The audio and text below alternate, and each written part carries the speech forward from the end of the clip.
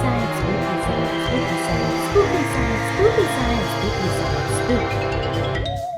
Clay Pit Ponds presents Spooky Science with mad scientist Emily. Welcome, my dastardly friends, to another episode of Spooky Science. This week we're putting our engineering skills to the test, and we are going to be making a creepy catapult to be able to fling candy at our enemies. To build your creepy catapult, you will need craft sticks, rubber bands, a bottle cap, a glue gun, and candy to launch. Alright, time to make our catapult. The first decision you need to make is what kind of popsicle stick do you want to use? You can use some smaller craft sticks, or you can use some bigger jumbo sticks. Decide which ones you want to use, and then you can test out other kinds later to experiment which type of catapult works best. The other thing you can experiment with is the height of the catapult. So, pick out about 8 to 10 popsicle sticks to start with. I chose 10. And then you're going to stack them up and use a rubber band to wrap around one end of your popsicle sticks. Make sure it is nice and tight. Excellent. Then you're going to take another popsicle stick and slide it in between the bottom most popsicle stick in your stack and the second to bottom craft stick. Excellent, excellent. So this is then going to be your base of your catapult. Great. Now you can go ahead and rubber band the other end of your stack nice and tight to keep that base in place. Great. So we have our base to our catapult. Now we need to add the top of it, the part that will be pulled back and creates the energy to fling objects from the basket.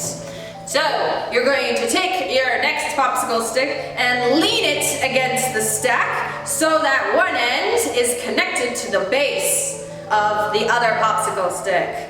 And you're going to take a rubber band and wrap it around that connection point. This rubber band is going to create the elastic energy that is needed to fling objects from your catapult. Great, so we've got the base of our catapult made. To add an extra little fun, we can glue on a bottle cap to be the basket for our catapult. So, very carefully take your hot glue gun, add a little dollop, and place your basket on the very end of your top popsicle stick. Let that dry a moment. Take a piece of candy that we can use to launch into the air and insert that piece of candy into your basket. Once it's nice and dry and secure, we are ready to test out our catapults. We want to pull back the basket and then let go. Did you see how far that flew? Amazing! Now you can get together with your friends and test out different catapults. See which one is better designed. Is it better to have a higher catapult? Is it better to have smaller, more stiff popsicle sticks?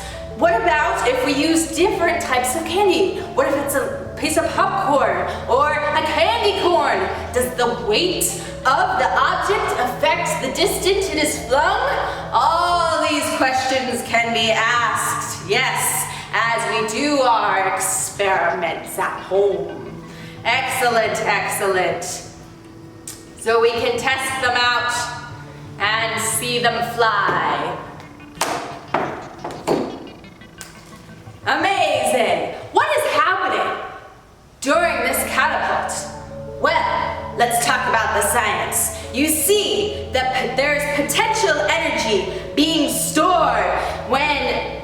are pulling back that basket.